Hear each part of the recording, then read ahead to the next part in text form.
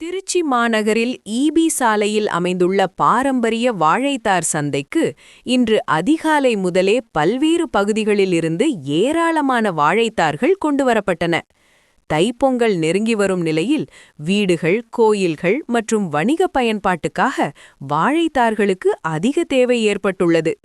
இதையடுத்து திருச்சி, லால்குடி, முசிறி, மணப்பாறை, துறையூர், சமயபுரம் உள்ளிட்ட சுற்றுவட்டார கிராமங்களிலிருந்து விவசாயிகள் தங்களது விளைச்சலை நேரடியாக சந்தைக்கு கொண்டு வந்தனர்.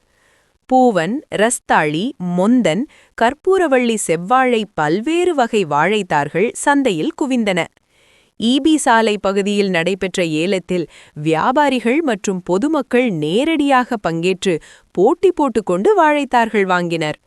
காலை நேரங்களில் மிதமான மழை பெய்த போதிலும் குடை பிடித்தபடி ஏலத்தில் கலந்து கொண்ட பொதுமக்களின் கூட்டம் கணிசமாக இருந்தது.